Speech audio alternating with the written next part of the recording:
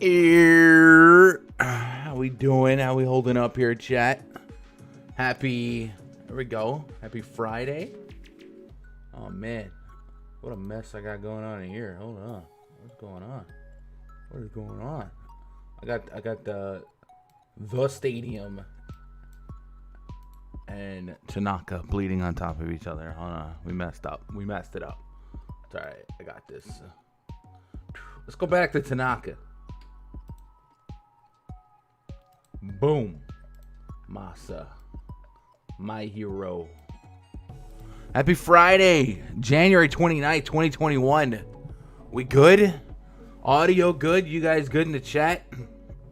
Last night, 4-game slate was what we thought it was. LeBron James without Anthony Davis, your slate leading scorer, 50.25. Just a notch above Damian Lillard. I was a little light on Victor Oladipo. Had enough, but I was a little light on him.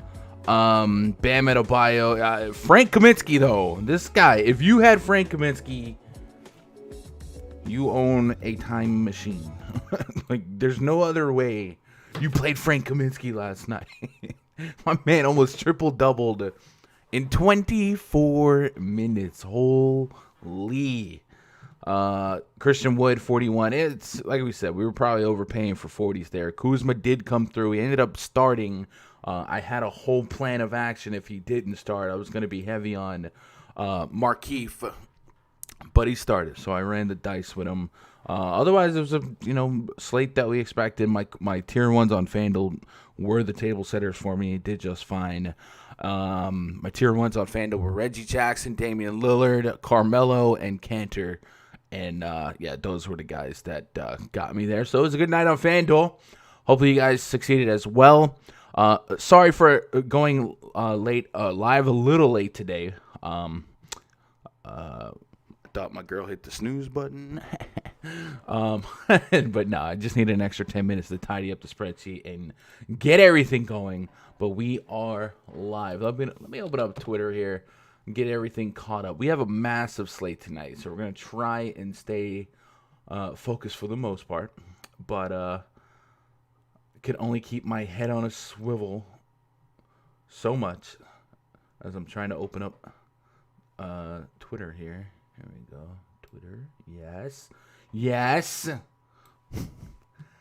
I tell you what, this vertical screen, I love the vertical screen. I do. But sometimes I want wide. So I was thinking about double stacking my screens to go wide on top. And I don't know. We might see how that goes. So let's pull up Fantasy Labs on the main screen here.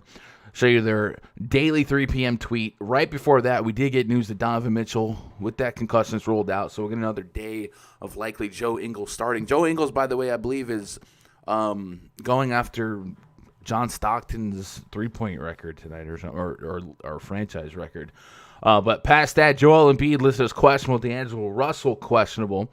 OG Anunoby, questionable. Lonzo Ball, questionable. Clint Capela, Cam Reddish Jr., probable. And Larry Nance Jr., questionable. If Nance didn't start, you'd probably see Taurean Prince start again. And yeah,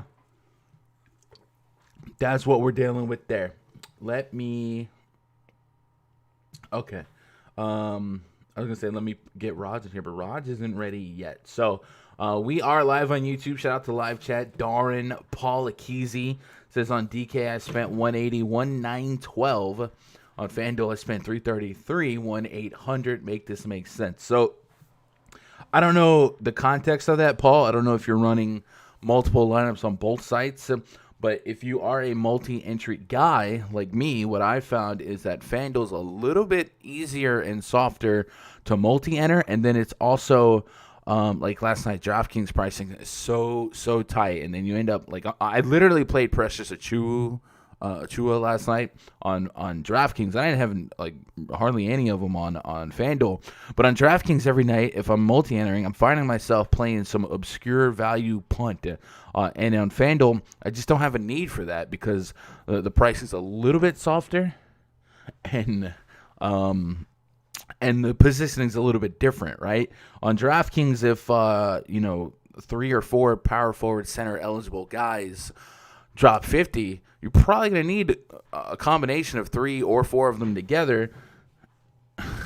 And on FanDuel, you only need one because you can only play one of them. So you almost just have to win the position and move on. And that's just kind of how I script it. My cat is sounds like he's purposely slamming the bathroom cabinet. I don't know. I just keep hearing this knocking. I don't know if it's coming through on stream, but it's very distracting for me. But on FanDuel to multi-enter, you really can just win their position, even just raw point of position, and feel like you got on top. But on DraftKings, if you miss out on the value play, you likely get smoked. Like last night, if Kaminsky had 5 to 8% ownership, and I don't even think he had 1%, but if he did, you would probably have to have that on DraftKings to glue you and shoot you to the top. But on FanDuel, since he's a center, I don't know if he was a center or power forward on FanDuel, but if just anybody just straight up put more raw points than him on the board than Kaminsky, then likely you could be fine without him. So I find FanDuel to be easier to profit in a multi-entry standpoint. Of course, that is sometimes slate to slate based on the options on the board, but I do like FanDuel better for NBA. The only reason I was ever not with FanDuel was for a while they pulled out of Texas, and then no late swap. What's up, Kay Johnson? What's up, Fred Fells? Alton Marshall. Need a win, tired of losing money. I feel that. Sway McThunder. Kaminsky kept coming in my crunches. I said F it on a few. Hey, if you had Kaminsky, man, you must have thrived last night. I didn't even think about him. Like, I had 8, and I didn't even think about Kaminsky last night. So super sharp if you played him. Dante needs a job, bro. Yeah, Dante, go get a job. Yo, Johnson. The cat, y'all know the cat's name? What? Josh says, I like FanDuel more. I never play on DraftKings anymore. So DraftKings for me is king for NFL, and that's not even a debate. But for basketball, I don't know. FanDuel, at least, I respect when sites try to tighten pricing to make it somewhat competitive, right? And prevent 70% owned guys from being chalk. But sometimes, like there's been a couple times on DraftKings the last week or so, the pricing is so tight. I'm just like, these lines aren't even fun. Like, I don't even, what am I doing here? And the multi-position eligibility, like, I think I would like that from if I was single entry cash game player, I might like that. But as just a scripted guy, like, I don't want to need to know that I have to have exposure to, like, I don't know, Garrett Temple or somebody obscure. You know what I'm saying? Anyway, let's get Raj in here and get ready to break down this big old slate. Friday night. Yurt.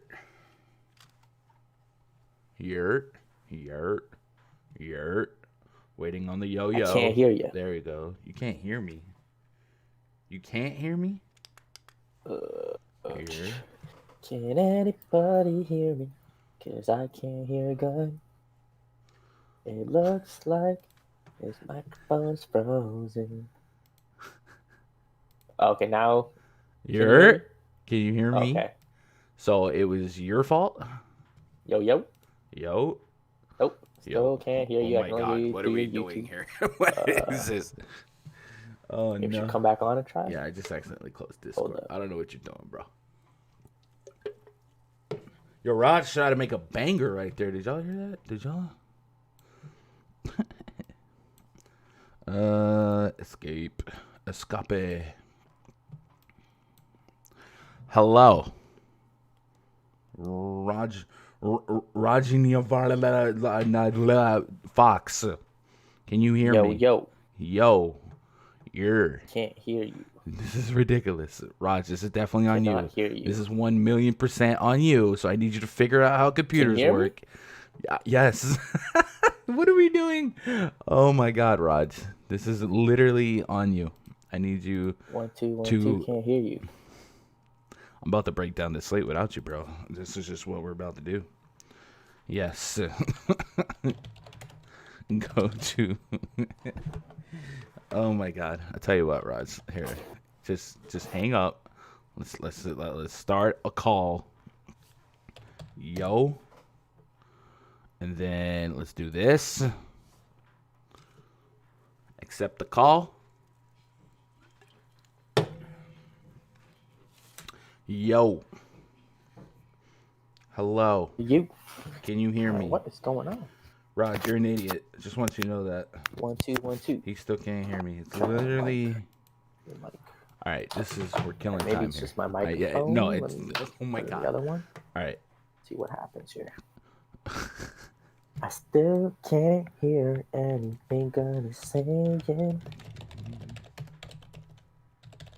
Oh, so you can hear me, but I can't hear you. It's my audio.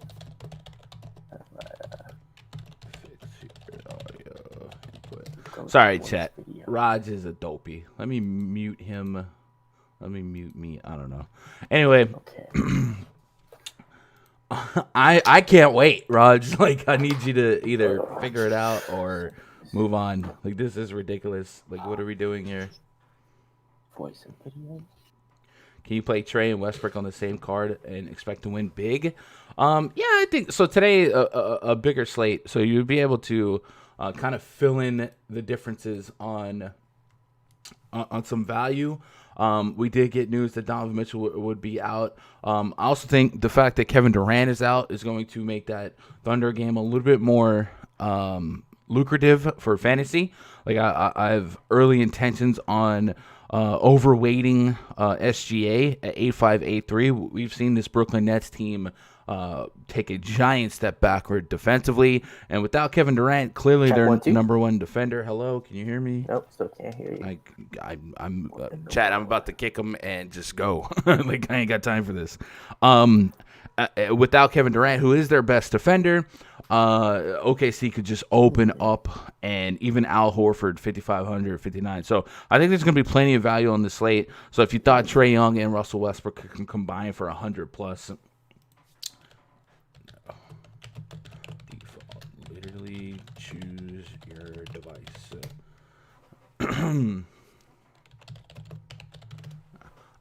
Sorry, I had to explain to Raj how Discord works. But obviously, Trey Young is a little bit more volatile. Really, so is Westbrook. But at those prices, where are we at on DK? If you're talking about DK, I don't know if you're talking about DK or FanDuel.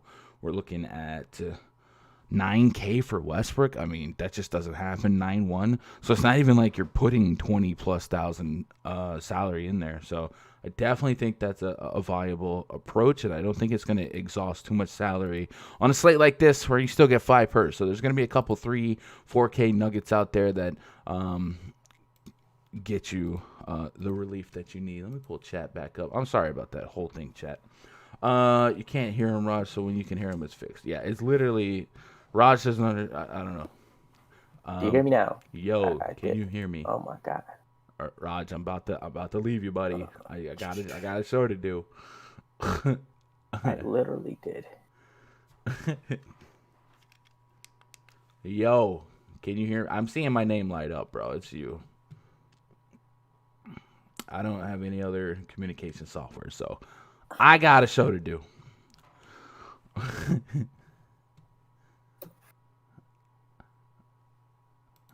Check 1 2. Yo, hello. All right, Raj, I gotta leave him, chat. I can't. I don't know what to do here. I ain't got time. Tanaka, what up, 18? What up, solid picks? Darn, never forget 9.5K Herder and 7K McCall. Yeah, Patrick McCall. Give me all the Raptors to too cheap, great spot. Yeah, I agree. All right, chat. I ain't got time for him. Or you don't hear? Yeah, no, I hear him too. It's literally him. He sent me a screenshot. What is built-in mic? Oh, Raj, what, buddy? What is this equipment that I'm looking at?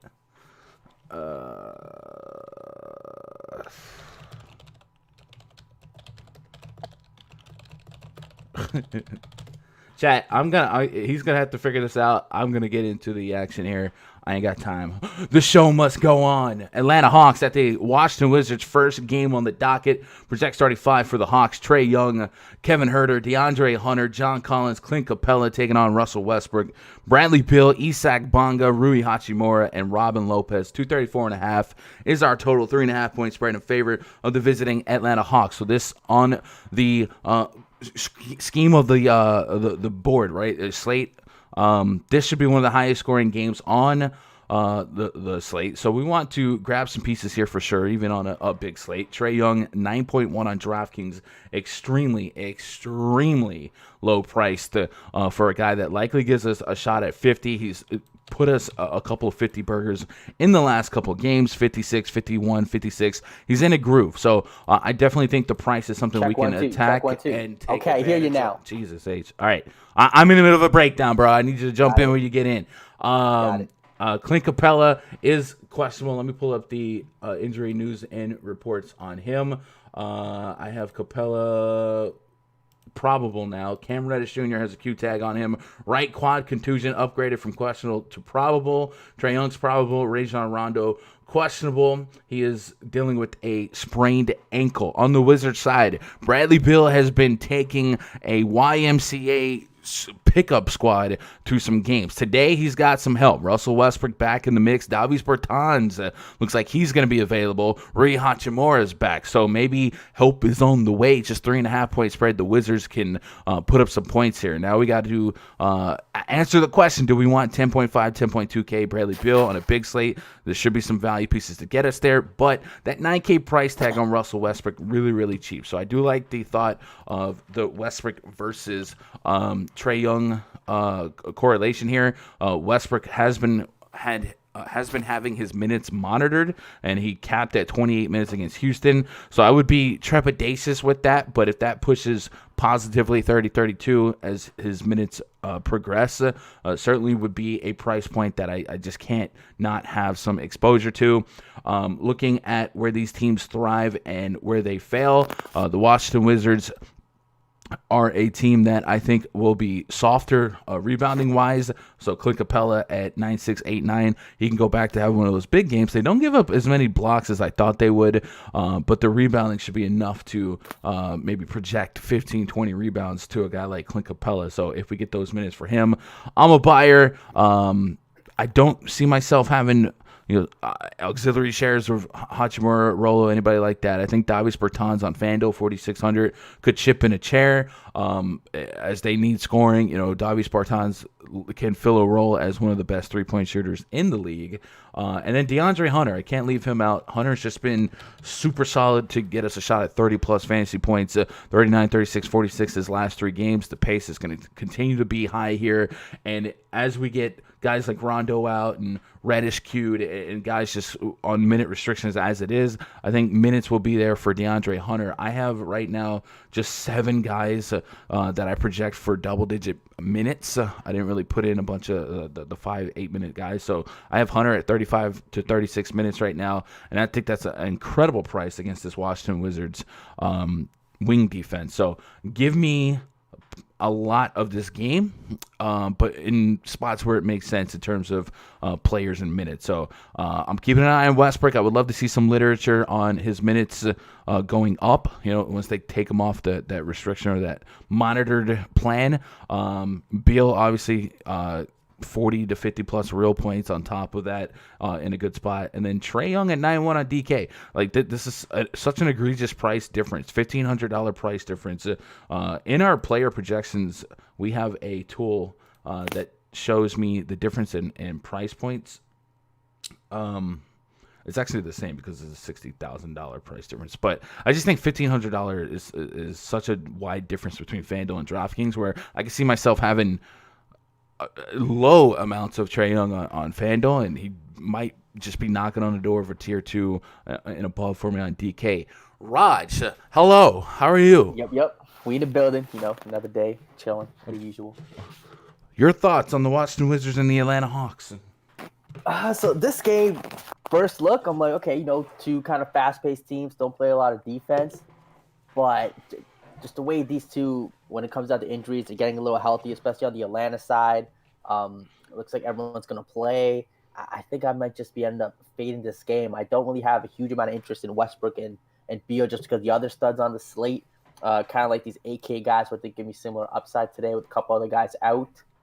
So I mean, this game surprisingly just maybe a cross off for me. I just don't love anyone in this game. I mean, could Westbrook or Beal? You cannot cross this game off. You're insane. This could be the think highest scoring game on the slate. What's wrong with you?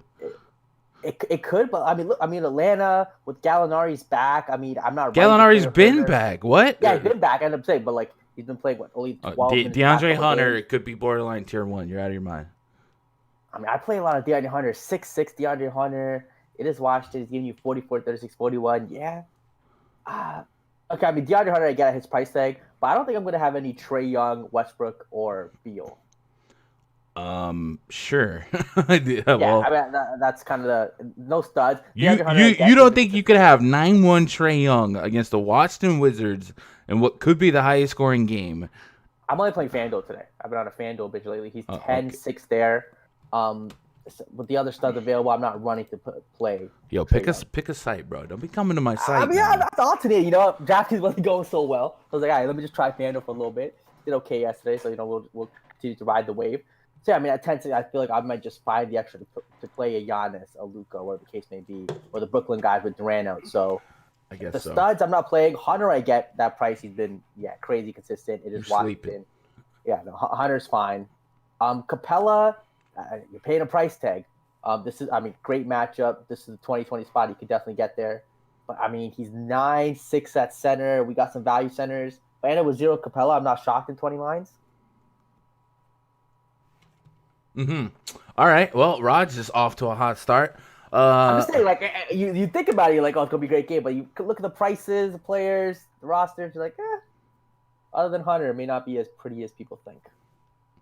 And Bradley Beal with his 60th real point. Okay. All right. If you say so. I disagree. I think I want. Even on FanDuel, I wouldn't have no Trey Young at 10-6 in this game. Just I'll have a piece. I see 50 plus. Let's go look at the live chat here. Peter says, give me all the Raptors cheap, great spot. Josh says, we hear you, blah, blah, blah. What's up, Ben? Snapping. Nikrizi Tanaka-san will be missed. Gun to go. Yes. Oh, man. Masa, my hero. Gonna miss him, but it is what it is. What up, Fish fan? Got to keep going. Hunter never really wants to play him, but he just keeps getting 30. Yeah, DeAndre Hunter's just solid, right? And he doesn't miss. Yeah. DeAndre Hunter's built like Kawhi Leonard, tall, muscular build, big handsome with that. Ben Slap says, who do you think is starting for KD? I think I got Jeff Green and Joe Harris. I think that's what they've been doing. So Kyrie, Harden, Joe Harris, Jeff Green, and DeAndre Jordan is what I think I wrote down. So that's where I'm at. Orbit said, dude is tripping more money for us. Scratch it, bro. Yeah, appreciate you. What up, Earth to Air? Sway McDunder says, Hunter won't get his minutes cut even if Gallo's no longer a minutes limit. I'm with that. Bob sliced Deontay Murray or DeRozan, probably Murray, but let me revisit that in a little bit. Murray just gives me a higher floor in peripherals. Ben Snap says, best value I get at 4,900 for shooting guard. Hey, chat, questions like that, could you do me a favor and hit which site, FanDuel or DraftKings? What up, God bless, much love to Raj, but put him on mute. Hey, we almost had a Rajless giant slate breakdown. I'm starting to see pros jump over to FanDuel's DK falling off. FanDuel is just much easier to multi-enter for me, and I think a lot of the pros are mass entry guys. I bet $3 100K up top, so I just like, why not? Mopar. I bet you he don't laugh like Kawhi. I used to. Do I still have that? I think I have that on whenever somebody publicly follows the channel. You hear the Kawhi laugh. How many lineups do you normally play on a night like this? As Nathaniel Carvey. So first of all, man, these are always tricky questions because the number of lineups that somebody makes or manages on a big slate, like I get it, you want a 20, 50, but at the same time, you still need a core. Or at least for me, I still need a core. So I would love to have 4 or 5 guys that I'm pushing. If I have 50 lines or less, if I got 4 or 5 guys that I'm pushing 40+% ownership on, and those are my core guys. But if you guys are not winning right now with 10 or less lineups, tighten up your lineup construction and then try and add more. So many people want to like mass enter and just start with making 5 lineups. You can do that by hand if you want to, and just kind of go from there. I mean, throwing 5 lineups is a tournament where people are doing 150. Not going to be the best return on your money. I did that for like my first year, but I think going to like 3 entries. No, I just mean like a lot of people that make bad lineups think if they make 100 bad lineups, they're going to be profitable. Still work on your fundamentals and get lineup construction under control, and then start adding to it.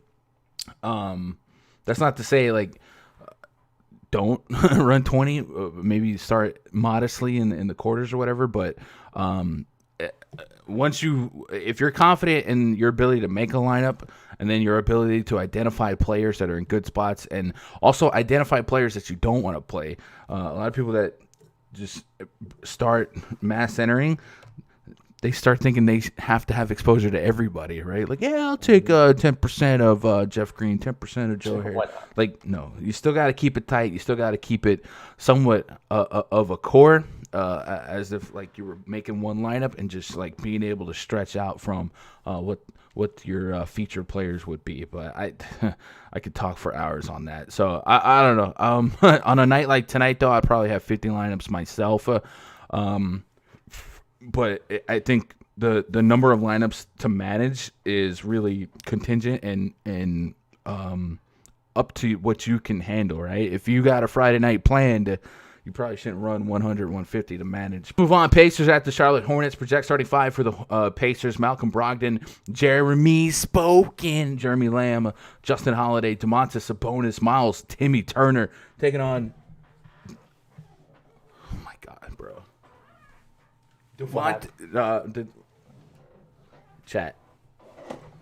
Y'all see that? I hear that. Y'all see that? I'm snitching. I don't know if you see that, but my cat is going nuts over there. I'm snitching. Devontae Graham, Terry Rozier, Gordon Hayward, PJ Washington, and Cody Zeller. The old lady went to go get her nails done, and I swear this cat is like a child when she's gone. He just wants to get into everything. And now my camera won't stay still. What a stream we're having, Raj. I blame you. One of those. It happens. A 221.5 total 3-point spread in favor of the Pacers. I think this is a game where I can run back a lot of what I was interested in the other night. Domantas Sabonis I don't want to say he okey-doked us, but that was a slate where we were kind of expecting him to be out, right? He was dealing with a bruise. How did he do that? The cat's in the bathroom now. Oh my God. Dude, I'm gonna lose my mind. Domantas Sabonis, we were waiting on news for him to be out so we could load up on Brogdon and Turner, and then Sabonis not only did Sabonis end up playing, he just ended up dominating. So this is absolutely a spot where we can run back Sabonis. And he dropped 55 against the Hornets here. 37 minutes, triple-double. I don't have any reservations on going back to him. And I think Sabonis is still one of those guys that, like, today, if you have 9K, like, the casual player wants the household names, right? The stars, the Trey Young, the Westbrook, guys like that. And Sabonis could still just be one of the highest-scoring players on the slate. So I'm going with Sabonis here, absolutely. And then Malcolm Brogdon, same, 83-84. What does Malcolm Brogdon got to do to be a 9K player? I don't know, but I ain't tripping. Give me Malcolm Brogdon. Jeremy Lamb, you can make a case for here, but Sabonis and Brogdon is my handcuff on the Charlotte Hornets side. Devontae Graham, 6'6". Could I get 30-plus out of him? Sure. I do think we need to extrapolate the highest ceiling return on investment on a slate like this, right? Last night, we can overpay for some 4 and 5Xs. On Friday night, big slate, we're really going to have to get ceiling performances. So really the name that sticks out the most to me that could have a big ceiling on it, Gordon Hayward at 7K on DraftKings, 7.6 on FanDuel. Certainly a range of outcomes where he can drop 50. We've seen it in his game log. Maybe he doesn't give you the warm and fuzzies. Maybe he's a little bit inconsistent. But 43, 57, 49, like there is a 50 bomb in there at 7K. So I'll have a little bit of Hayward. He would not be a tier 1 by any stretch. And then Cody Zeller. He drew the start in that last outing. He was 3K, I think, ish on both sites. His price didn't go up that much for what he did, right? He went from 3-4 to now on DraftKings, he's 4K. He got 30 minutes in that matchup and drop 37 DKP. So Cody Zeller could be one of the core value pieces on the slate to kind of get us where we need to go. And I'll be pretty bullish on him as a run back. And then, so I actually like this game quite a bit for what's a mediocre total, 221. So Brogdon, Sabonis, Hayward, Zeller would be at the top for tournaments, but I think Brogdon and Sabonis really have a case to be nearly tier 1 guys. What about you? Yeah, I mean, Sabonis triple-doubled the game where no one played him because we were kind of worried coming off the knee injury. I played him a little bit because, remember, those MRIs were, like, negative, but... Yeah, got it. But, I wouldn't have as much Charlotte, as I probably could have. Yeah, the price tag is right. He's a guy you definitely want to get some. So give me Sabonis, give me Brogdon. TJ Ward, Jeremy Lamb is a guy I think a little iffy. I feel like he's very kind of up and down play. Some nights he'll get you, 20 real life points. The other days, like last game, he'll get you 3. So I think you can keep him in your back pocket here. 4.9 on DK, decent price with some upside there. So maybe a touch of Lamb. Play Brogdon. Again, his price tag just won't go up. He's just giving you consistent 40-plus bombs, a couple down games, but again, against Charlotte, expect more a ceiling game. And Gordon Hayward's the guy you go right back to when he let everyone down, played him against Indiana. Just right back to him. He played the minutes, 40 minutes. He just didn't take as many shots, took 14 shots. But he should go back to his regular, 20-plus shots here. The minutes are there, 40 minutes. You get 40 minutes against Indiana with Gordon Hayward, he's going to get you more likely 40-plus most times. So right back to him. I'm not playing anybody else on Charlotte. No LaMelo Ball, no Terry, Devontae, no PJ. Cody Zeller, I think he's going to be the chalk value guy at center. You do have to give him center spots. So on FanDuel, it could be a little tough, but that 4K price tag, you saw 14 rebounds against Indiana. I think you can get 10-plus again, another double-double. Mm-hmm. So, so Cody Zeller's probably premium. I think when at first glance on this slate, most of the studs are not centers, right? There is Jokic against San Antonio. But like if I could punt a solid option at center like Cody Zeller, that's gonna open up. I can go attack the KD out situation. I can get exposure to Giannis.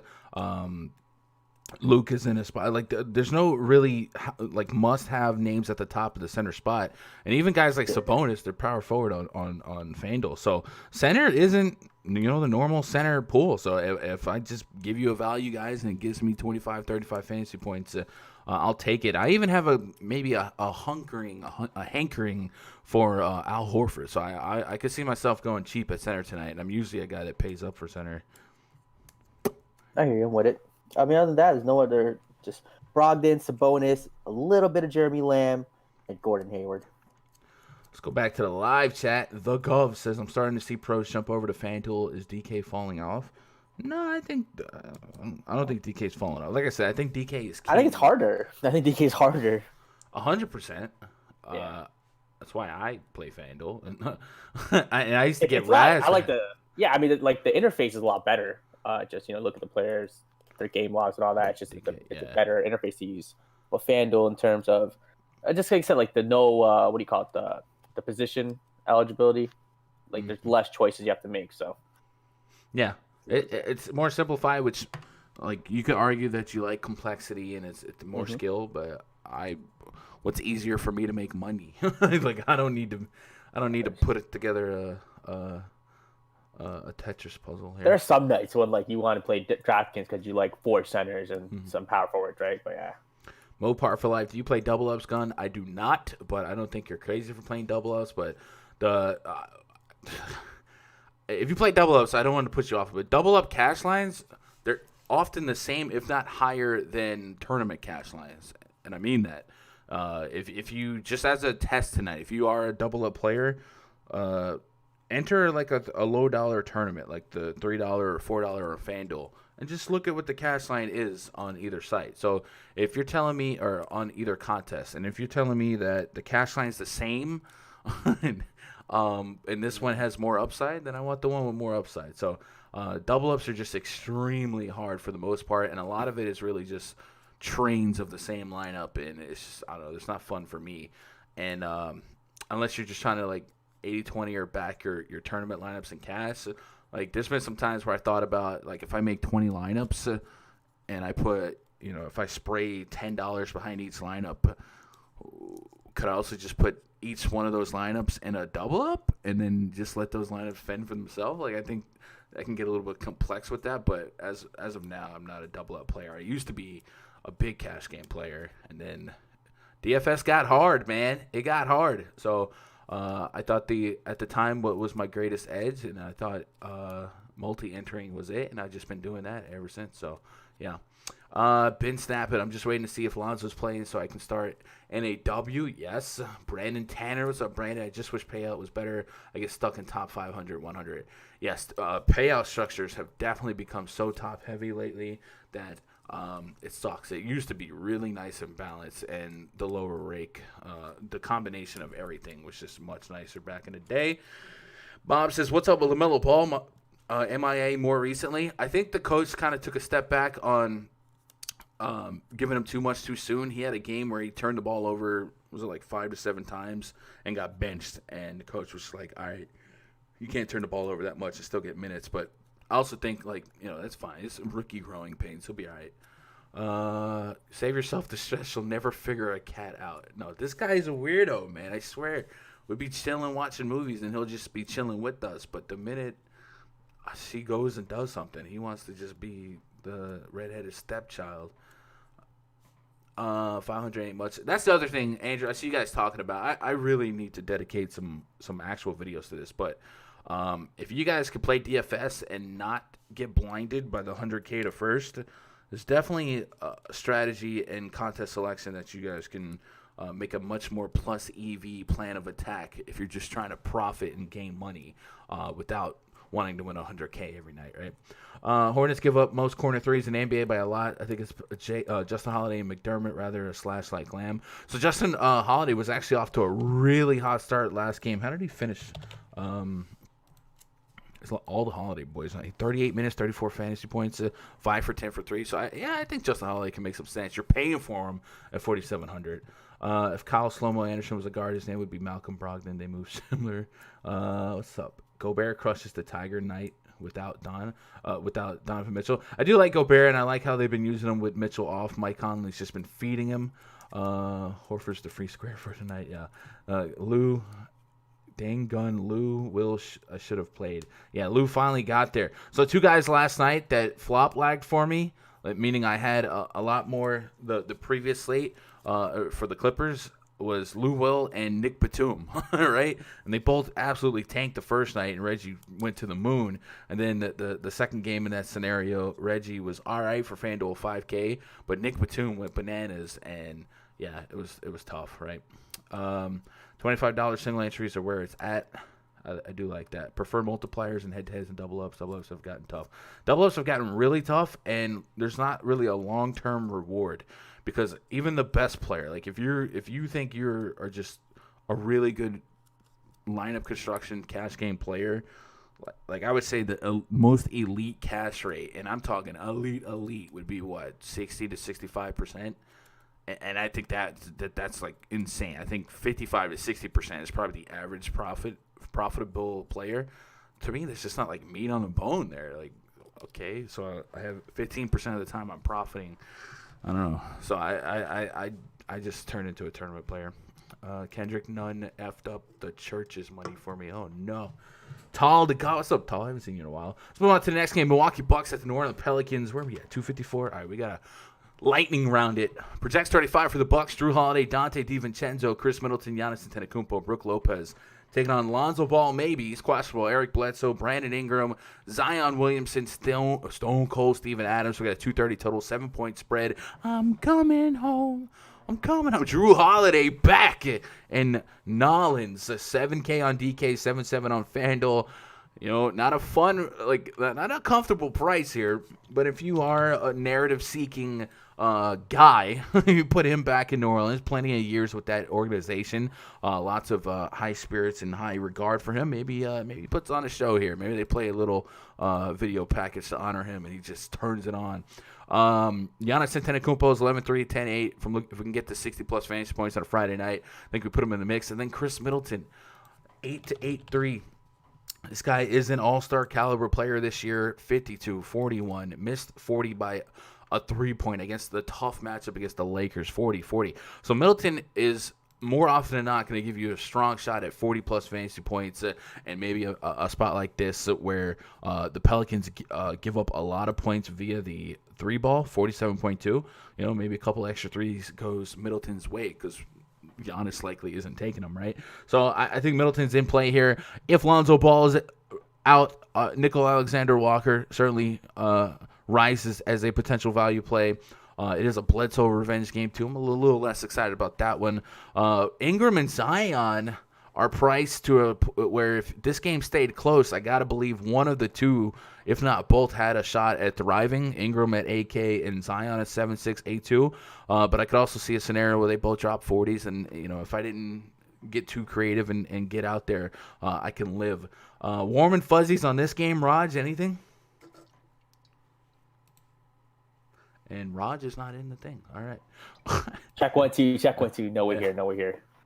All right. I mean, the Milwaukee game? Yes, Raj. I am currently analyzing the. I split it up for a sec. Did I say analyzing? What? Yeah. So, I mean, Brandon Ingram's a guy who I like whenever Lonzo Ball isn't playing.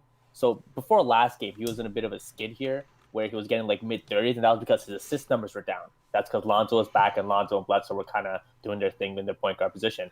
But without Lonzo, if you see, his assist percentage usually jumps up. So now he has that 50-point upside that you want.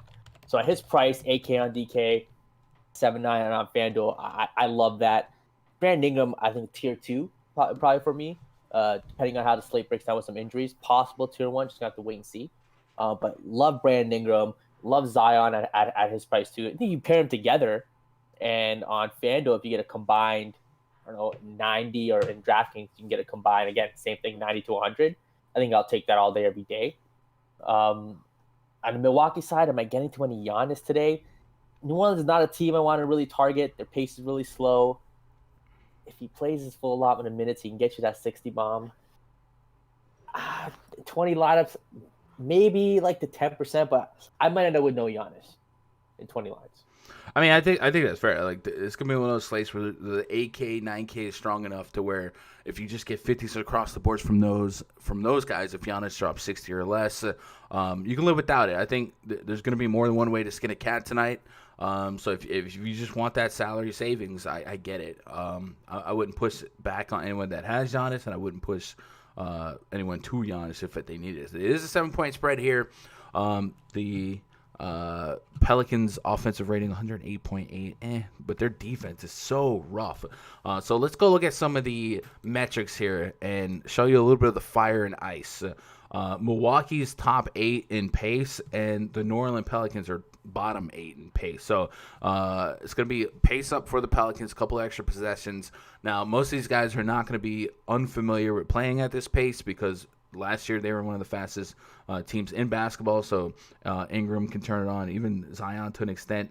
And then defensively, Milwaukee has fallen to a little bit above league average, whereas the Pelicans are still bottom 5, bottom 6 in defensive efficiency. So definitely worry about Pelicans losing the game a little bit in terms of does it get away from them in a blowout. But for the most part, I think we get the projected minutes I got. I think 35 for Zion and Ingram was fair.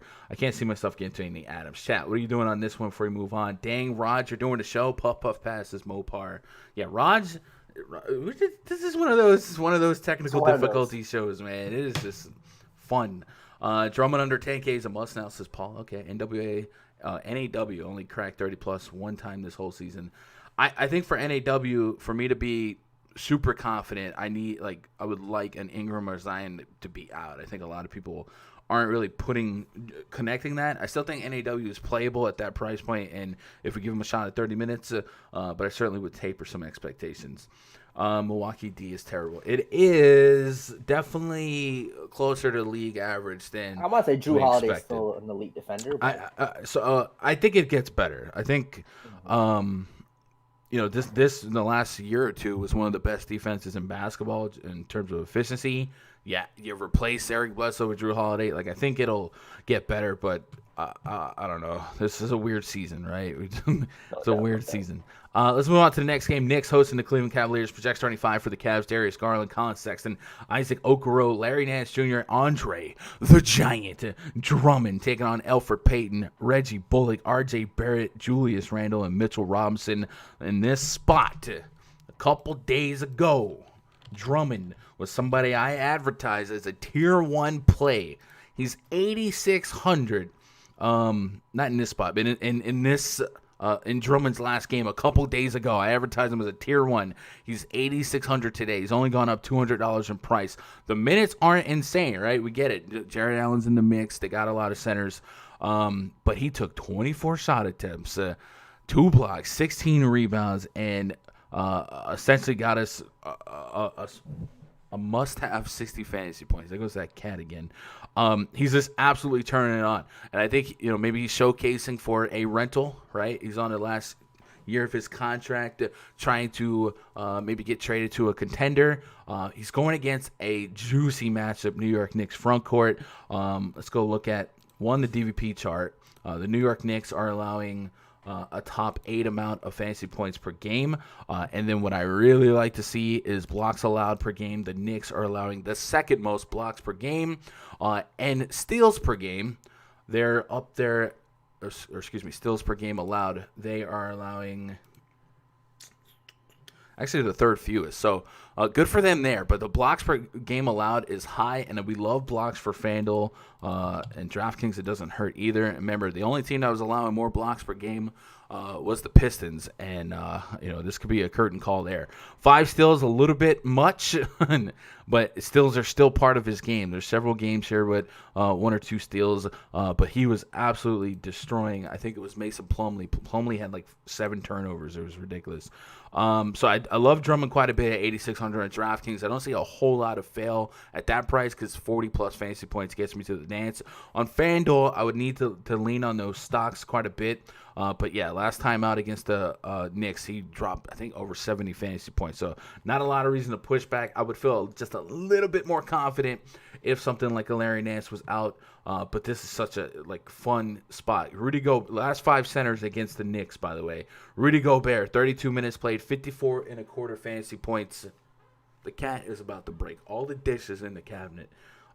54 and a quarter fantasy points, 32 minutes played, 7 rebounds, 1 block. Miles Turner, 33 minutes against the Knicks, 42 DraftKings points. Miles Turner, again, 37 minutes, 49. Bam Adebayo, 35-28. Wasn't what you want there, but the game prior, Bam Adebayo, 34-41. So it's been more than a point per minute matchup, and this just seems like a gimme spot here. But like I said, if Larry Nance is in, I'm not as excited for the minutes because I still think there's a range of outcome where there's just so many people trying to get minutes in the front court. But if this game stays close and Nance does end up missing, he's officially questionable with a right wrist, then I would be near tier 1 exposures on Drummond on DraftKings at 8,600. Just seems like there's a high enough floor and an incredible ceiling at that price point. On FanDuel at 9.4, I think he's a curious discussion because I do think the knee-jerk reaction is to maybe go a little bit more value at center, guys like Cody Zeller. But if you think that's the chalkier way and you want to build backwards, there's still plenty of merit in this approach as well. On the Knicks side, Julius Randle, 8.8 to 9.3. I think he's a fun 1v1 just at that area versus a guy like Domantas Sabonis. Both of them going to play similar minutes, and Randle's going to have high usage as well. I think because of this game pace, I'm going to be leaning more Sabonis. Not that game's going to be extremely high pace, but the Knicks are the slowest pace in basketball, and the Cavs are bottom 5 as well. So would probably expect this to be one of the lower scoring games on the slate. It's a 209 total. So I'm going to taper my expectations all the way around, but Drummond and Randle are the guys that I need to make some stands and decisions on. And I think a lot of it for me is going to be contingent on the status of Larry Nance. What are you doing with this one?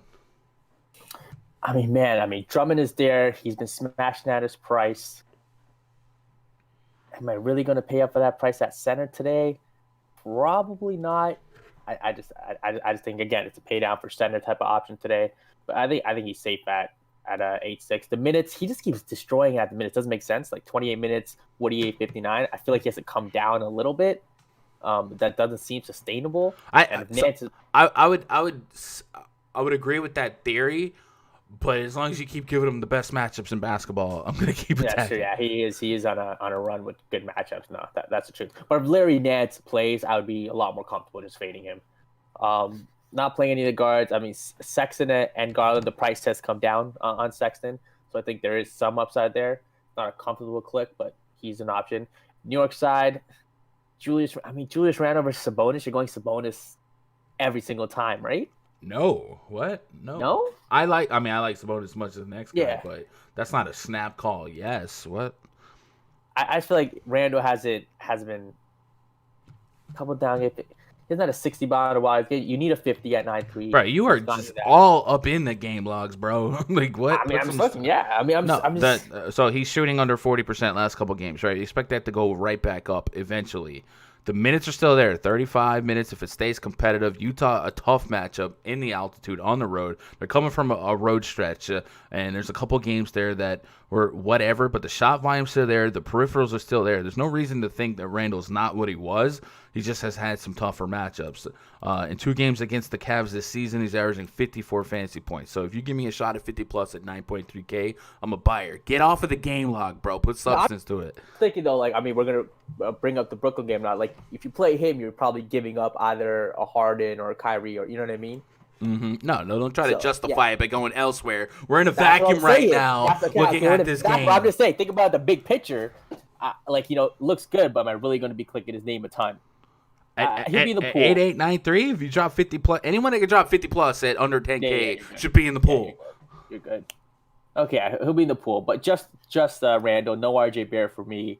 No Alpha Payton. I'm gonna pass on those guys. All right, man. I'm crushing you today. By the way, I'm just you're just. I'm just saying. Skip. Aiden says you can't play Drummond if Nance is in. I think you still could, but I'd definitely be more comfortable if Nance was out. Otherwise, everyone can get 25 minutes. Ben Snapping, what do you think about Patty Mills tonight? He averages 21 points a game. He averages 20 fantasy points at 22 minutes a game.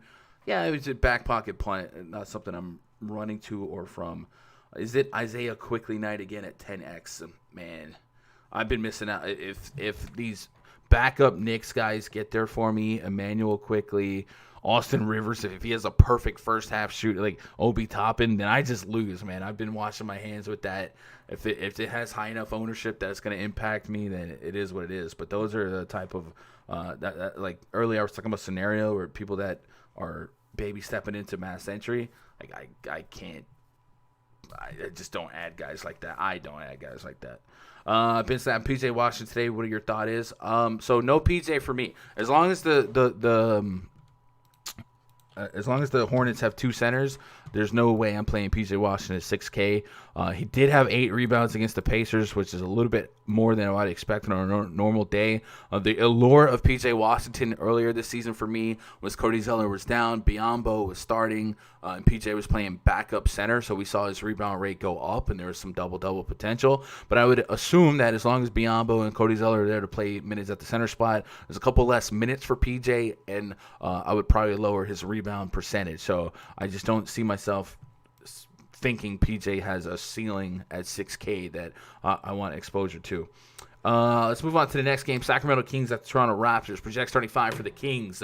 Darren Fox, Buddy Hield, Harrison Barnes, Marvin Bagley, and Rashaan Holmes taking on Kyle Lowry, Fred VanVleet, OG Anunoby, Pascal Siakam, Aaron Baines, 229 total, 5.5 point spread. Favor the home team, Toronto Raptors. Sacramento Kings coming into this game with the league worst defensive rating, 119.5 points per 100 possessions. That's 4 points above or below Portland, depending on how you want to look at it. So the Raptors essentially have the best matchup on the board to exceed any of their averages. Kyle Lowry, Fred VanVleet, both really, really cheap, 7-1, 7-5. We're looking at the status of Anunoby. He's questionable if he is unable to play. We've seen Norman Powell drop some big games. He's 6,200, but I need 35, 40 fantasy points there on this slate. But it definitely feels like there's Raptors here that are underpriced for the matchup. If you're literally playing the worst defense in the league,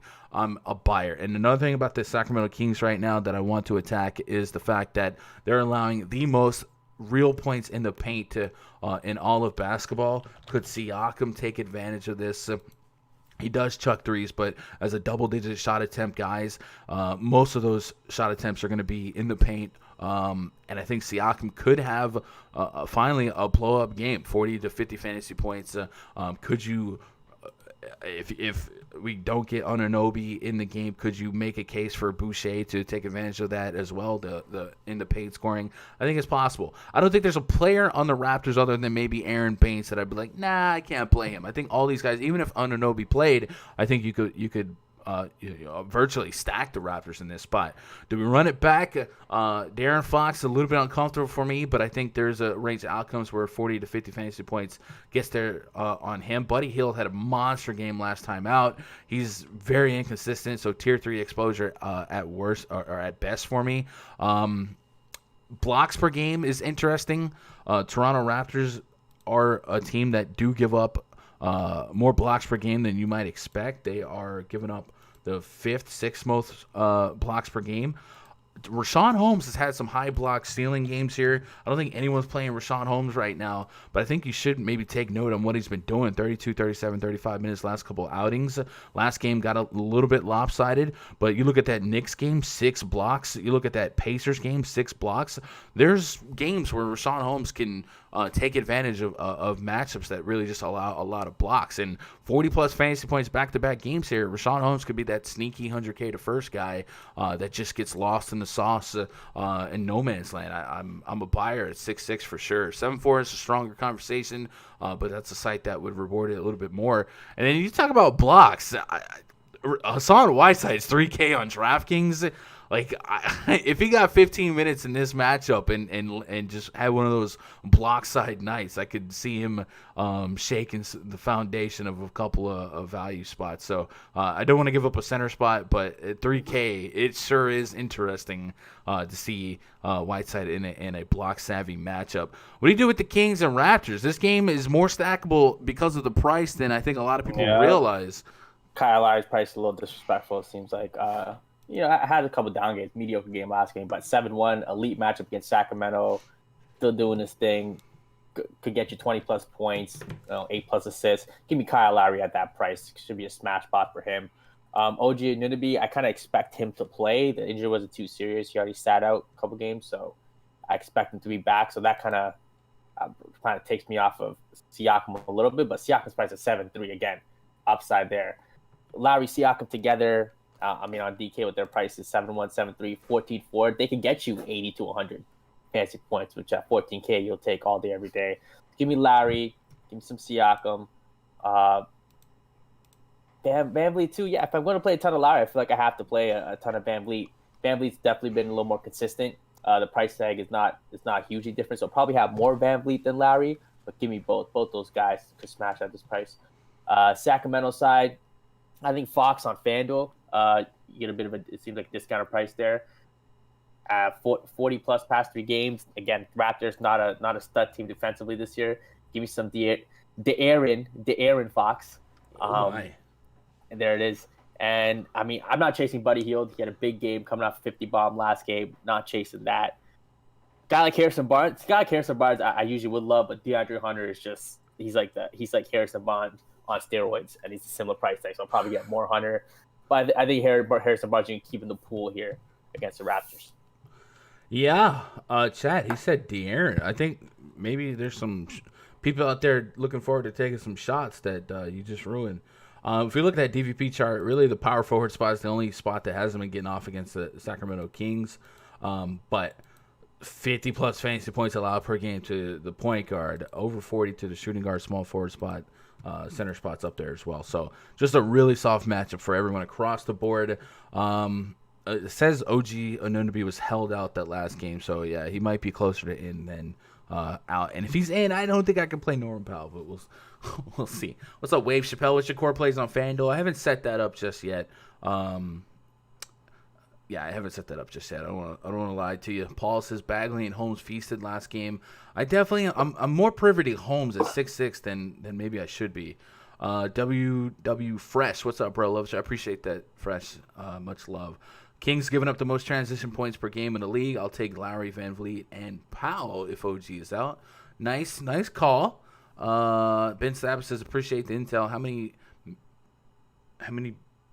Bertrand, how many minutes is Bertans playing? I'll tell you what I have him projected for. I have him down for 26 minutes. So yeah. Did Raj said De'Aaron. Raj has been in the mirror just practicing De'Aaron. I caught myself. I was going to say Raj. Caught myself. How now, brown cow, De'Aaron Fox. You've just been in the mirror working on your speech. Mopar says if you play Raptors, run it back with some Kings. A couple of them. What's up, Ibsen Bracey? How you doing, bro? Hope you're having a good weekend and start to your weekend. Philadelphia 76ers at the Minnesota Timberwolves. Project starting 5 for the Sixers. Benjamin Simmons III, Seth Curry, Danny Green, Tobias Harris, Joel Embiid taking on D'Angelo Russell, maybe questionable, Malik Beasley, Josh Okogie, Jarrett Vanderbilt, and Naz Reid. You can hate me now. He dropped 50. If you didn't play him, you probably hit him. 224 total, 7-point spread in favor of the 76ers. Got to add more juice to some of these players. I did see Embiid questionable, right? Let me see if I can get an update on the status of Joel Embiid. Embiid and Tobias Harris got a little love thing going on. The Embiid versus LeBron MVP debate. Where are you at on that one? I mean, LeBron's the MVP for the past decade, so I'm LeBron all day, every day. Yeah. Joel Embiid questionable with back tightness. Says Embiid's back wasn't in a great place to start, and a flagrant foul hit from LeBron James on Wednesday didn't make recovery any simpler. He played through the pain after the hit, which is encouraging for his chances to play 48 hours later, but nothing's for sure. If he can't give it a go, expect Dwight Howard to see more time, and then, of course, Tony Bradley to get in the mix as well to be annoying. Nonetheless, it's only 8 o'clock. It's only an hour after lock. A lot of these games are an hour and a half. There's only one 10 p.m. game. So maybe we'll have that information with enough time. Raj, right now, if Fantasy Labs NBA tweets Joel Embiid out, are you playing Dwight Howard? He let the world down the other day. I mean, I think we could confidently say he's probably not going to get like 30 minutes. I think Tony Bradley is a real thing. A younger guy. He should play 20-plus minutes. Mm-hmm. So I'm probably not rushing to play Dwight Howard. I mean, you just play Cody Zeller at that same price at the center spot, whose minutes are more locked in. You just kind of click Tobias Harris and Ben Simmons. I mean, it should be a great spot for Ben Simmons against Minnesota team. He's 7-7, first time all year under 8K on DK. Yeah, which is kind of wild because I feel like he's just put together a solid string of games. Yeah, so... I mean, on DK Elite Play, I mean, even on FanDuel, even though it's above 8K. And he's small forward eligible on FanDuel. I like that. Yeah, I mean, on DraftKings, not FanDuel. Yeah. Tobias Harris, I mean, you got to go right back to that, too. He's not smashing, absolutely like smashing at his price, but he's getting you like high 30s, close to 40, which you don't hate. Especially, and it looks like, I mean, are you leaning towards Embiid sitting out? That's what I'm kind of leaning towards. I'm not leaning towards that, but I could see a road, like if there was a game, like Minnesota Timberwolves could still be without D'Angelo Russell, right? It's one of the worst teams in basketball. If there was a game that Doc Rivers could say, all right, Ben, this one's on you. That's my Doc impression, by the way. Been working on it. If I'm the coach, I don't need Embiid to beat the Minnesota Timberwolves. So I probably sit him. Ben Simmons' price on DraftKings is really disrespectful the more I look at it. The Detroit game, he got in foul trouble. It got a little lopsided. What are you going to do? But 40-plus fantasy points under 8K, definitely, even with Embiid, probably something that can happen here. So, yeah. If D-Russ is in, I probably don't play D-Russ, even though, that might be one of the lowest owned 30% usage guys on the slate, right? Mm-hmm. And then maybe the the front court defense takes a hit without Embiid. We're definitely seeing the Sixers be a different team on the road and then be a different defense without Joel Embiid. So maybe there's a couple flyers on this Timberwolves that you could justify, but I think on this size slate, if I can get away from all the Timberwolves, I probably will and hope for the best. I mean, Malik Beasley, if Russ is out, and that's contingent on that. I mean, I think he's a tier 2, pushing tier 1. Beasley Malik Beasley if Russell's out. I'm at that price. Yeah, I mean, sure. I wouldn't push back on it. I could see it. Yeah, I wouldn't push back on it. No Chase Nas Reed. If he goes for that again, I did. Nas had that in it, but yeah, it was against the Warriors. Such a great matchup. Yeah. It's a different spot. If Embiid does play, like if you knew right now, Embiid's definitely playing. Like this is one of those Sabonis spots, right?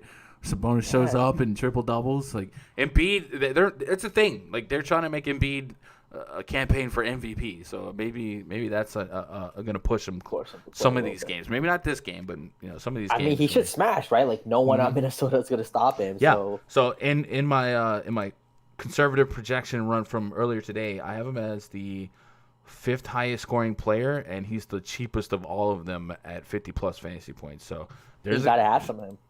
If he's in, but we may not know for sure at main slate lock, so might be one of those. It's like that. All right, got you.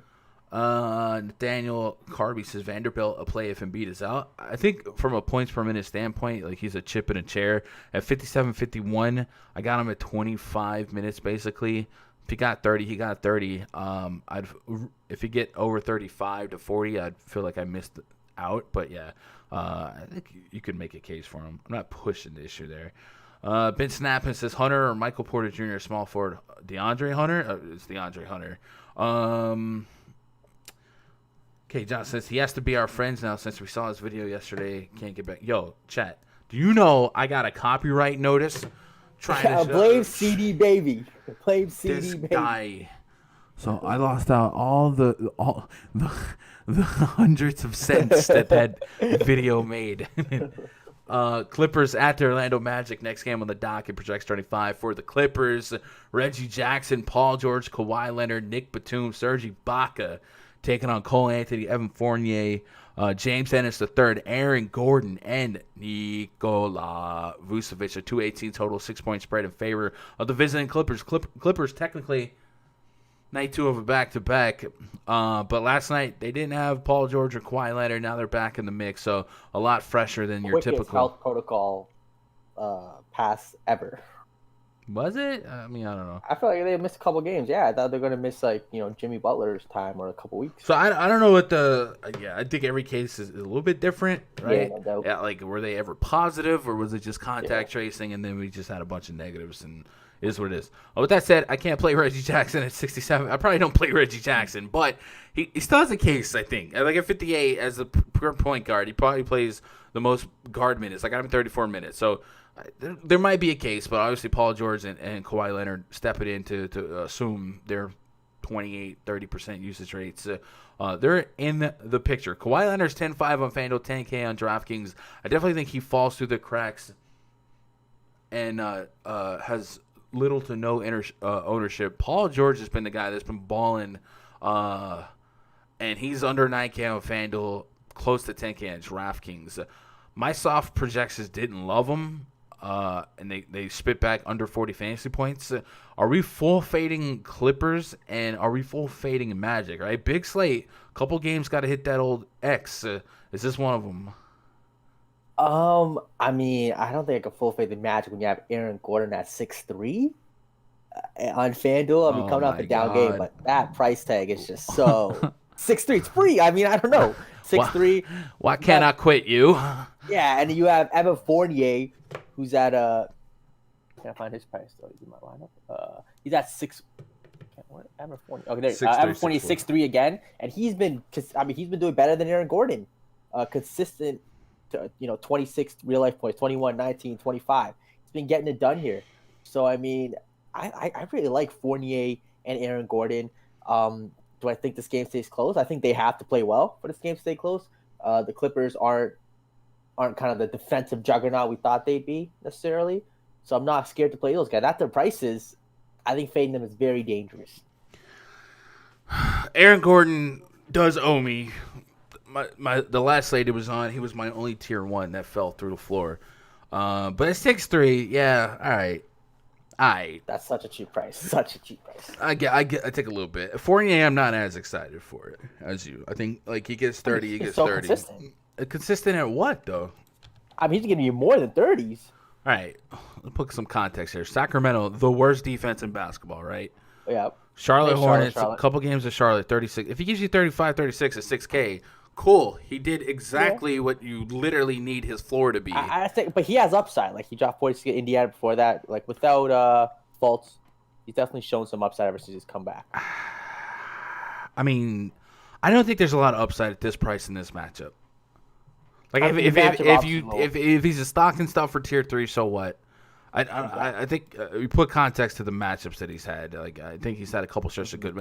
Aaron Gordon, I could buy a little bit more at 6'3", just because I know, I get the big man peripherals to help the floor out a little bit, and then we get some ball handling from him. But Evan Fournier at this price, I feel like 35 is probably an elevated range of outcome, meaning like the most common range of outcome is probably 28. I got him at 30 on the nose. So even if he dropped 35, like, is that a victory lap on this slate? Probably not. Anyway, and then Vucevic, right? Vucevic is a guy that we're not even talking about, and it's not like he can't get off here. 57 against. He might have the best matchup on the team. Maybe, but yeah, I'm a little light on this game as a whole. But Gordon on FanDuel might slip through. He might slip through. Yeah. Chat. K Johnson says, "How do you not play Kawhi? 10-5, 10K." I feel like I rarely play Kawhi just in general, unless like Paul George is out. Yeah, 10-5. I just think there's so many other guys you'd rather play. It's got to be the highest scorer in that range. If I go look at my projections, he was not in the top 5. So like, if I put that 10+ K, I mean Jokic, Doncic, Harden, like they're all up there. Even Trey Young. Oof. I wouldn't push back. Right? Kawhi's Kawhi. Man. Brooklyn Nets at the Oklahoma City Thunder. Next game on the docket, projects 35 for the Nets. Kyrie Irving, James Harden, Joe Harris, Jeff Green, DeAndre Jordan taking on SGA, Theo Maledon, Lou Dort, Darius Bazley, and Al Horford. It's a 230 total, 7-point spread in favor of the Brooklyn Nets. Kevin Durant is out. This Brooklyn team taking massive steps backwards defensively, getting rid of Jared Allen, Taurean Prince, Karis LeVert, and their best defender is Kevin Durant, and he's off the team. And we saw a little bit of this against the Cleveland Cavaliers. Cavaliers were one of the worst offenses in basketball, one of the slowest paced teams, one of the worst offensive efficient teams. Now they're going against OKC Thunder. Kind of the same situation, not a medium paced team. Offensive efficiency isn't great. They're in a spot here to overperform at their individual salaries. I think SGA might be a tier 1 player for me tonight. I might be cursing him, but AK going against the star-studded bad defense of Kyrie and James Harden, and knowing that you're gonna have to play up and play fast, I like it. His recent game log, like he's been pushing the 40 pluses in paces and matchups that aren't necessarily sexy or alluring. How about the Chicago Bulls game? Probably a similar pace matchup and probably a similar porous defense. Drop 58. Could this be a 60-bomb game at a SGA? That might be absolute best case scenario, but I think SGA has a shot at being a tier 1 guard for me today, meaning he might be one of my highest owned guards on both sites. That's just where I'm at. Al Horford kind of saying, hey, I'm here too. Definitely a much more volatile play. Did have a pair, I think he had twins and he came back, had that baby game. But against the Brooklyn Nets, oh my goodness, centers have been terrorizing the Nets. So if you look at his return game, double-digit shot attempts, 20 real points, and enough rebounds and peripherals, including blocks and steals, where he pushed a 50 bomb. Could I get 40 fantasy points? Could I get mid-30s here? I think it's very possible. And even looking at his game against Brooklyn earlier this season, he dropped 38. I'll take 38 at 59. So I do like the SGA-Horford combo, but SGA would be a tier 1, and Horford might be tier 2B as of now. The rest of the Thunder just kind of make spin the wheel, make a deal. Lou Dort has a case. Baisley has a case. I certainly wouldn't push back on any of those. There's a strong discussion between Kyrie and James Harden. Harden back in OKC, even when Houston, he wanted to show up and show out against OKC.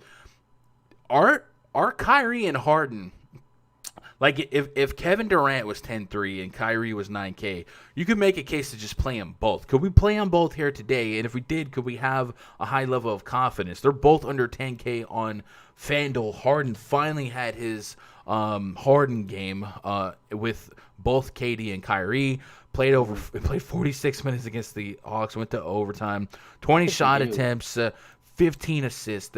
Could I play Kyrie and Harden for 110 fantasy points? Yeah, I think you do. I mean, give me Kyrie, give me Harden, give me SGA. Love SGA. I think SGA should be a tier 1. Give me Baisley. I know how Horford had that career game. I mean, do I expect that again? I think in this matchup, maybe not that. Yeah, that's the thing. It's a matchup. Yeah, the matchup is elite, so I think you got to keep him in the pool. But I think it's a spot where like Baisley could have that eruption spot instead of him. But no, I mean, everyone this game. I mean, it's probably my favorite game on the slate. Brooklyn doesn't play any defense. OKC guys are priced right. Kevin Durant's out. So I mean, just play. I don't want to say everyone on Brooklyn play Joe Harris, Kyrie Irving, Harden. Probably not gonna play any DeAndre Jordan, anything like that. But OKC, SGA. Tier 1, tier 2 type of play, and Baisley and Horford. Even if you want to take shots on Lou Dort or Diallo, don't hate it. Yeah, I do think Lou Dort is cheap enough that I'd have a couple of shares up, but it's not I do think there's volatility with these supplementary OKC guys. Like Ham Diallo could pop off here in this spot at 3,900. Like I do think other than SGA and Horford, there's going to be at least one of these Thunder guys that just has a massive stat line for fantasy at least that makes us want it. But good luck knowing that pre-flop. Looking at the live chat, Shane Alexander. What's up, Shane? SGA 70 points, calling it out. All right. Ibsen Bracey says, Lou Dort gave Harden problems all last year on defense. Be cautious picking Harden. Gun, look up Dort versus Harden versus Dort stats. I mean, we'll look at it. I wouldn't overreact to it. Remember, they did have a stronger team defense with Adams and Chris Paul helping Dort, but I get what you're saying. So let's look at James Harden, DKP by game log versus Lou Gwent's Dort let's go last 10 games, but I think there's probably like 5 or less. 42, 51, 40, 74. So the 42 came in 37 minutes. He shot 1 for 9, 51. See, the thing is, like 51 for James Harden, like it sounds historically meh, but at this price, I take 50. Yeah. Like it's not. Take that all day, every day. And then we'll run it back. Lugans, Dort, DKP by game log versus James Harden. Let's go last 5 games, whatever. 39 that last game, a couple 20s. Really not like anything crazy. He did drop a 30 real point game last September. And then, how about Hamidou Diallo? Just out of curiosity. 13, 12, so Diallo doesn't have any crazy. Yeah, I mean, okay, something to keep an eye on, I guess, Ibsen, but I don't think it's much that I'm shaking away. Like, this isn't 12K Harden. This isn't 13K Harden. This is under 10K on FanDuel. Could I get 50? It's possible. K. Johnson Gunn, still waiting on you to create the player assist to player points correlation stat for DFS. Player assist. So I do have assist percentage, and then there is a what's the stat? Potential assist, meaning that is tracked on NBAstats.com, I believe. Meaning, if you pass and a guy took a shot and he missed. For a while, Chris Paul was like leading the league in potential assists last year, and nobody was giving him luck, and it was just like his teammates are missing. Conscious says, I'm serious. I may just fade anyone playing in cold weather tonight. They're inside, but my body hurts from just going outside for an hour. Oh, no. James Harden won't guard Dort. Dort played the 3. Harden is the shooting guard. We're not trying to shadow James Harden defense on anybody. He's just going to float around and not guard anyone. He was kind of referring to, could Dort be a pain in Harden? And if you think that, I still think Kyrie is fine. Like, I think both of those guys are fine. And Joe Harris could also just benefit here from open looks. We've seen him take over a half for this team earlier this season. So under 5K, I don't mind that. King Carter, Maladon or Aaron Baines, last pick util. Holy, bro. How are you there? Start over. I'd probably rather play Hassan Whiteside than Baines, I guess. I don't know. But that's tough. James Harden won't guard. Yeah. Do you have Harden as a tier 1 gun? I don't at the moment, but that's subject to change. Like, I can't concrete give you who I will have because I don't know just yet. I do think SGA might be tier 1 for me right now, and that just means he'll be one of my highest owned guys. K. Johnson, so what about the other side of that? Players' average points from assists rather than created plays, putbacks. I think that's a good thing. I think somebody to maybe think of like that, like players that can't create their own shots, like a PJ Tucker. Yeah, I think that's a fair thing to track. That if you put that into DFS though, it'd be kind of like baseball where like stats like that are kind of built to project longer terms, like longer sample sizes, and we see this in baseball. People will push back on hot streaks or say BABIP has to regress or progress. In DFS, man, you can get paralysis by analysis if you try to predict the long-term future in a vacuum, right? So I don't know if stats like that have a place in DFS. In terms of just a day of relevancy, but I think those would be really lucrative for like season long. Anyone taking a chance on Bruce Brown on the Nets? Gundacker and the Heezy. Bruce Brown, 3K, 20 plus minutes here, possibly him and Luwawu. There's some cases to be made for sure. And then DeAndre Jordan. I don't want to play DeAndre, but centers have had some strong games against the Thunder lately, including I think Canner got 20 rebounds against the Thunder. Let's move on to the next game. Nuggets at the San Antonio Spurs. Choo-choo. Project starting 5 for the Nuggets. Jamal Murray, Gary Harris, Will Barton, Paul Millsap, and Nikola Jokic taking on Deontay Murray, Lonnie Walker, DeMar DeRozan, Keldon Johnson, LaMarcus Aldridge. 2-2-2 and another one. 2 is our total. 4-point spread. Favor the visiting Denver Nuggets. Again, look at all these games. Like this, all these games, 7 p.m. to 8:30. 90 minutes to absorb that news. So I think that's a good thing for us. And then there's only one 10 p.m. game to be the late night hammer on an island, essentially. What do we do with the Nuggets side? I think Jokic is the guy at the front for me. 4,300 on DraftKings for Will Barton. I'm a little bit curious. Michael Porter could make a case as well. But I think Jokic is really the only guy that I have to debate. He's 11-2 on FanDuel, 10-1 on DraftKings. Triple-double potential. Solid matchup. On the Spurs side, I think I could stay away from the Spurs today. More so from a FanDuel perspective. 7-5 on Deontay Murray. I need that 40-50 fantasy point potential here. And I don't know that that's a common range of outcomes, and even if I missed out on a 45-40 from Deontay at this price, I don't think I'm dead in the water. DeRozan, kind of the same song and dance, and Aldridge has just been so yuck. Him and Blake Griffin are so volatile. Blake Griffin finally got there, but I think I'm out on the Spurs. I think the only player in this game I really want to debate, or not even debate, but think about where I want to put him is Nikola Jokic. I did see somebody in the chat earlier mention Patty Mills. I don't think I can go 5K essentially on DK for Mills, 4K if he fit. Raj, what do you do with this one? Is it Jokic and move on? I was looking at them. The Spurs are a fast team, so they're definitely a team that I like to target. Jokic, again, it's going to be tough to pay a percentage today with kind of the value guys who look strong, but Jokic is definitely there. Could be the highest one on the slate. Wouldn't be shocked. I think Jamal Murray, I know Michael Porter Jr. is back, but I'm still going to take some shots on Jamal Murray here, especially against the Spurs team. And, I mean, Aldridge, does it seem like he could have a big game here against – probably see Paul Millsap. He's very cheap on both sides. If cheap. You in a bubble, Aldridge could get there. Holy cow, has he been he's consistently inconsistent.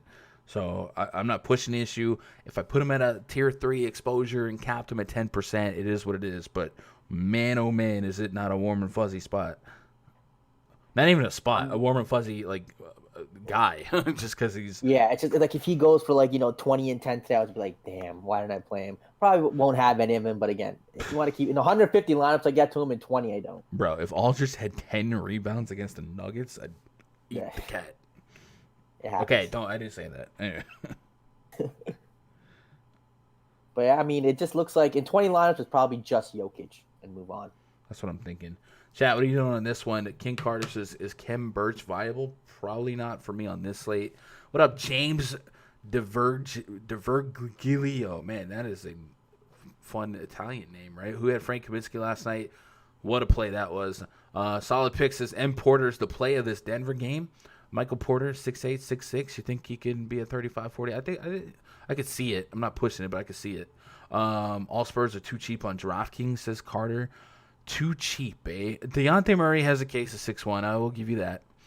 DeMar DeRozan at 6'8". Could I get 40+? Maybe. Keldon Johnson has a case, too.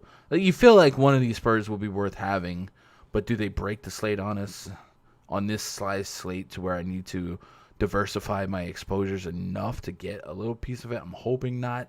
But the Nuggets' defensive efficiency isn't what a lot of people might think it is. So, yeah. What's up, Damien? I'm late. What'd I miss? Let's start over. No, you missed a couple of technical difficulties.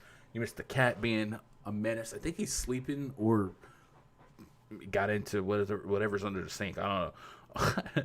Billy Brisbane. I'm playing Keldon Johnson tonight. That's my conviction play of the night. Nice matchup. No ownership on FanDuel only. All right, Billy. I feel it. Putting them picks out there. Am I crazy to think about Alders on FanDuel? Nope. All right, we have one game left on the docket. Let's take a pause for the cause. And while we do that, chat, if you could hype me up. We're finally at 140. The views have been down lately. They really have. I don't know if people are just tired of me or tired of DFS or a little bit of both. But if you could help me out, interact with the channel. The way you do that is hit that thumbs up and make sure you're subscribed if you like DFS content. Certainly been pushing it out, daily live streams. And then hopefully, I'm trying to carve time. I got so much going on outside of this stream. I'm helping my girl with her business and her streams and stuff like that. But I really want to carve in and bake in some more content for this channel and some content with some more shelf life, meaning instructional videos, game theory videos, and stuff like that. So look out for that. Subscribe to the channel if that interests you. If you guys want to go above and beyond and support the channel, you can do so and get some stuff in return with a RunDFS.com subscription. If you go to RunDFS.com, make yourself an account, go to VIP passes, several options up there. What this will do is this will unlock access to the VIP forums, which will contain a couple of links that you would be interested in, including a link to my RunDFS.com proprietary spreadsheets for NBA. We have this thing. I've been using it throughout the duration of this stream and every stream. It'll give you an index portal, a quick, easy to understand look at the slate, matchups game by game. You'll also get access to my personal projections. These are projections for DraftKings, FanDuel, and Yahoo. And some guys are exponentially greater plays on one site versus the other. There's usually some egregious price gaps between Yahoo and some of these other sites. You'll also see my own player pool, my tier 1s, 2s, and 3s and whatnot. So if you guys want to tail it, you can. But if you're just like, all right, I got this guy here. What does Gun have it? I respect his opinion. All right, cool. And then if I have some guys that maybe you don't, there's that. There's DVP, team metrics, all that good stuff. You'll also get access to the RunDFS.com VIP Discord, which looks a little something like this. And you guys can jump in here. There's 24/7 discussion. I got to get the bot Dacker back. I think I used the Me6 bot. I think it's having some issues. Happened? It's a Me6 bot. It's a third party application, and sometimes they go through spurts of technical difficulties. So I gotta just see if that's the case. If it is, it'll be fine. You guys get access to the Discord. There's chats and conversations for every sport. There's spreadsheets for everything. I cover NFL, NBA, and baseball, but Smeezy helps us out with NASCAR. There'll be a NASCAR spreadsheet. We got Kyle from Fantasy Domination helping us with hockey spins. And the most lucrative part, the most fun part, Raj, is what? The group chat. The voice chat. The Discord chat. The voice chat. Voice chat. Every day before lock for 2 hours.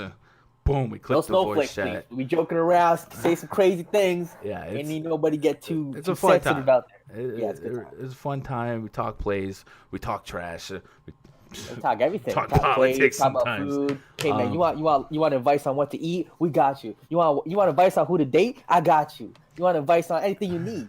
We got you. Yeah. So go to RunDFS.com, get in there.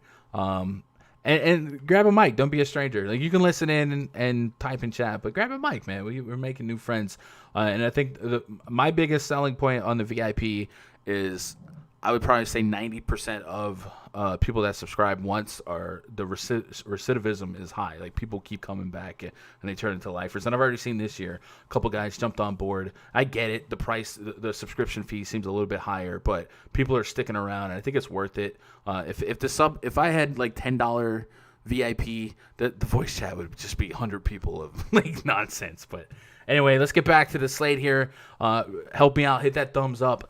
Main event, Dallas Mavericks at the Utah Jazz. Projects 35 for the Mavs. Luka Doncic, Josh Richardson, Tim Hardaway Jr., Dorian Finney-Smith, Kristaps Porzingis taking on Mike Conley, Joe Ingles, Bojan Bogdanovic, Royce O'Neal, and Rudy Gobert. We got 15 minutes till I got to be in that voice chat. So I think we're doing great time for a late start in technical difficulties. 2-2-2 and another one. 2 is our total 3.5 point spread. Favor the Utah Jazz. We did get word before I went live that Donovan Mitchell would be out. So we get a little bit more of the same from the Utah Jazz the last couple of days. So I'm going to use that on-off court tool from Fantasy Labs, and we're going to take off Donovan Mitchell, and we're going to play some Jazz today. I think we are. So I'm going to put on – really, I'm not going to put anyone. We'll just take Donovan Mitchell off and see what pops up. So usage is at 30% for Jordan Clarkson. I always love him.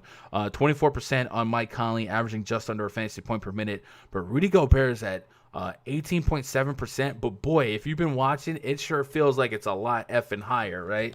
If you look at his game log, shot volume against Dallas, 20 field goal attempts, 29 real points, 55% shooting for Rudy Gobert is ridiculously low, by the way, for a guy who predominantly dunks. He almost got bailed out by free throws here, but they were feeding him. They're trying to get him the shots, and he had 20 rebounds. Rudy Gobert is 7,500. Why?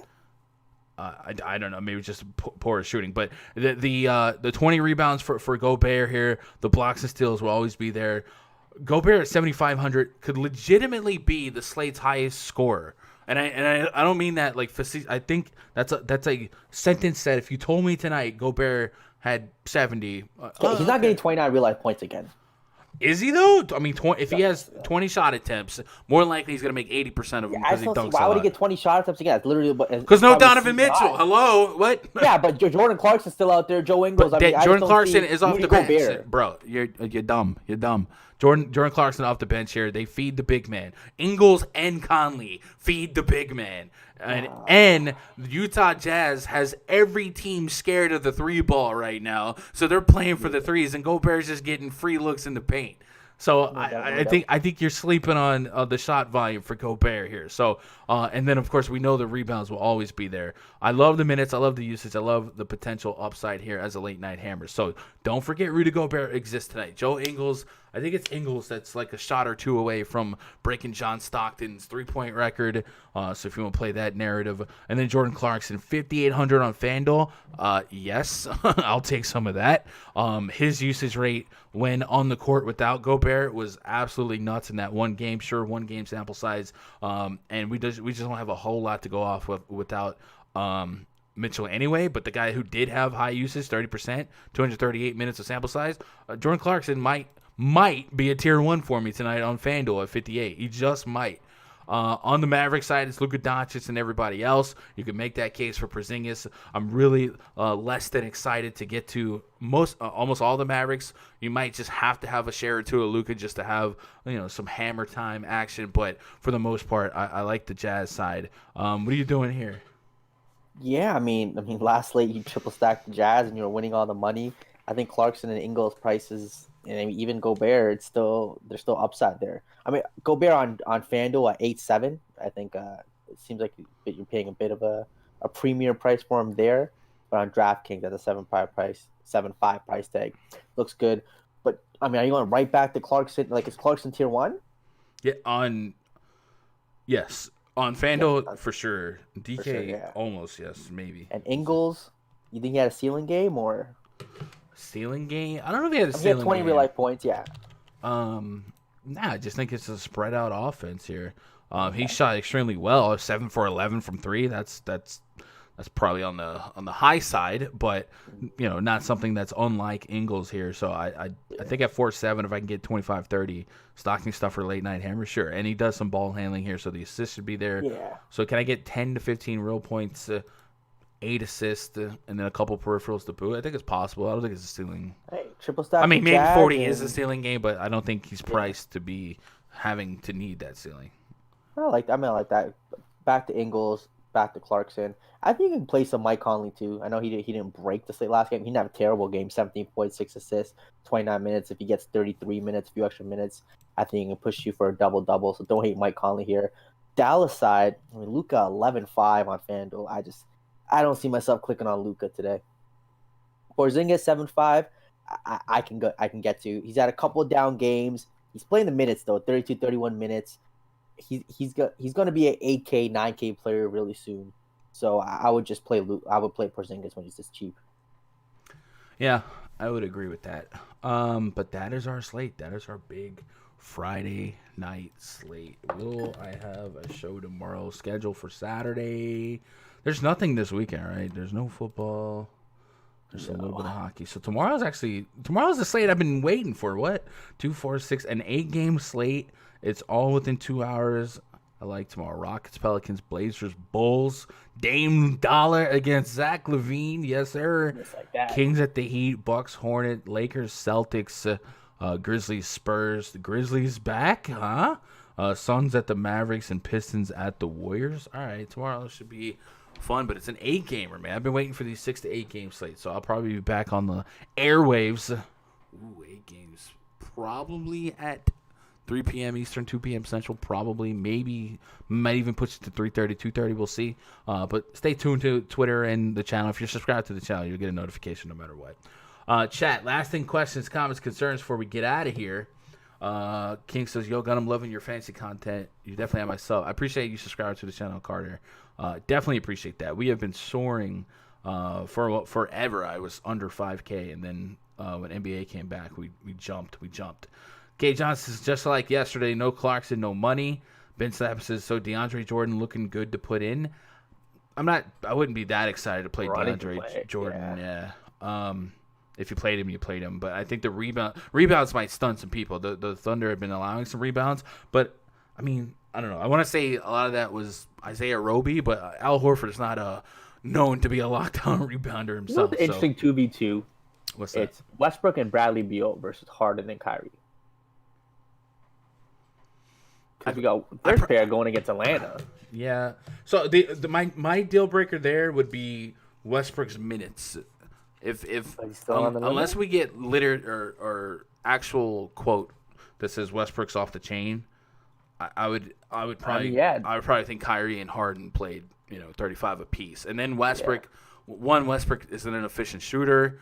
Davis Bertans is back. Rui Hachimura is back. There's enough people back to where I know Kyrie and Harden have to carry the load. So I probably go Kyrie and Harden there. But I like I like the idea of lineups with both.